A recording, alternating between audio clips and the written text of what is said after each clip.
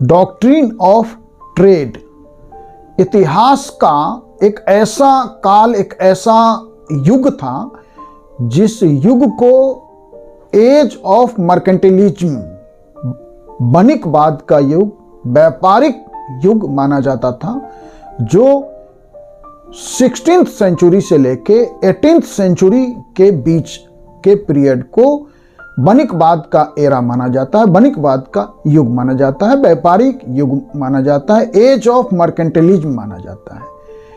आज अमेरिका की जो विदेश नीति है, अमेरिकन राष्ट्रपति ट्रंप की जो विदेश नीति है और टैरिफ नीति है, वह लग रहा है कि फिर से उस युग की वापसी के तरफ दुनिया आगे बढ़ रही है। यह एज था क्या? Age of mercantilism. इस एज में यह माना जाता था कि वह देश उतना मजबूत और शक्तिशाली होगा जिस देश के पास अधिक मात्रा में गोल्ड और सिल्वर होगा।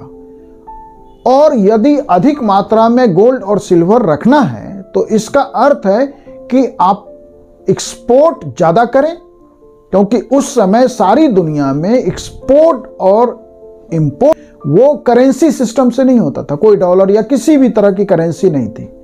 वह ट्रेड मेनली गोल्ड और सिल्वर और दूसरे जेम्स एंड ज्वेलरीज में होती थी।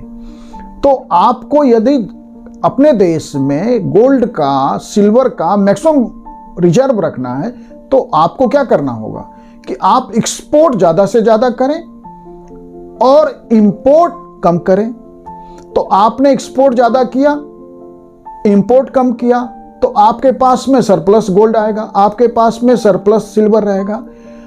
और इसी कारण से, इसी पॉलिसी के तहत यूरोपीय शक्तियों ने, खासकर ब्रिटेन, फ्रांस, स्पेन, इटली, पुर्तगाल ने सारी दुनिया में उपनिवेश बनाए। उपनिवेश का जो असली उद्देश्य है वो यही था कि कम से कम कीमत में इंपोर्ट करना। यूरोप के देशों में औद्योगिक क्रांति शुरू हो गई थी, तो उद्योगों के लिए कच्चा माल लगभग फ्री जैसा, सस्ता सा मिले और फिर वहां के उद्योगों में वह माल तैयार हो और तैयार माल के लिए फिर एक डेवलप मार्केट मिले, तो जहां मनमाने कीमत पे बेच सकें। तो सस्ता माल खरीदने और अधिक से अधिक कीमत पे बेचने के लिए सारी दुनिया में उपनिवेश का एज आया और अमेरिकन कॉन्टिनेंट से लेके, अफ्रीका से लेके एशिया के देशों में ब्रिटेन के इन शक्तियों ने उपनिवेश बनाए। और जैसे एज ऑफ मर्केंटिलिज्म गया, उपनिवेश का दौर भी धीरे धीरे खत्म हो गया।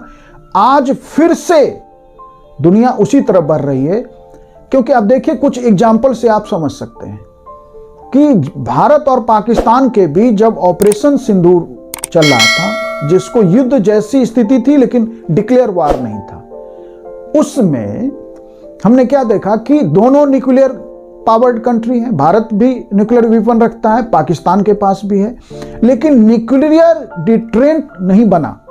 डिटरेंट क्या बना कि ट्रंप ने जो कहा कि जब मैंने दोनों देशों को व्यापार, ट्रेड बंद करने की धमकी दी तो दोनों देश समझौते संधि के लिए तैयार हो गए। तो इसका मतलब है कि न्यूक्लियर डिटरेंट से बड़ा डिटरेंट ट्रेड बन रहा है। तो इसका मतलब है कि जैसे ही ट्रेड एक डिटरेंट के रूप में सामने आ रहा है, और भी ट्रंप ने कहा है कि पिछले कुछ समय में 7 से 8 देशों में जो कॉन्फ्लिक्ट है उन्होंने रिजॉल्व कराए हैं इसी ट्रेड की धमकी से, इसी ट्रेड के बंद करने के डर से। और आप देख लीजिए कि चाहे वेनेजुएला की आज जो आर्थिक हालत, कभी वेनेजुएला दुनिया के 5 बड़े इकोनॉमीज में था, आज वेनेजुएला की आर्थिक स्थिति अत्यधिक खराब है। क्यों हुआ? क्योंकि ट्रेड के ऊपर अमेरिका ने एक तरह से रिस्ट्रिक्शंस लगाए। ईरान की आर्थिक स्थिति क्यों खराब है? ट्रेड के ऊपर रिस्ट्रिक्शंस हैं।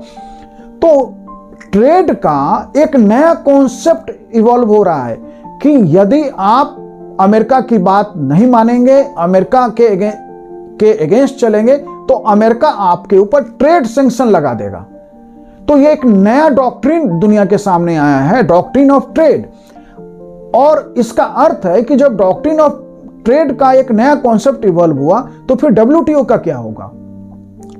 विश्व व्यापार संगठन, जिसकी स्थापना एक लंबे सेकेंड वर्ल्ड वॉर के बाद दुनिया को रिकंस्ट्रक्ट करने के लिए, वर्ल्ड इकोनॉमीज को सपोर्ट करने के लिए एक लंबे बातचीत के बाद गैट की स्थापना हुई, general agreement on tariff and trade. लेकिन गैट के पास में अपने फैसलों को लागू कराने के लिए किसी तरह का पैनल पावर नहीं था। तो फिर अंततः दुनिया के देशों को लगा कि हमें एक और मजबूत संस्था चाहिए, और उसके बाद हम देखते हैं कि 90s में विश्व व्यापार संगठन, वर्ल्ड ट्रेड ऑर्गेनाइजेशन सामने आया। हम भी उसके फाउंडर मेंबर्स में हैं।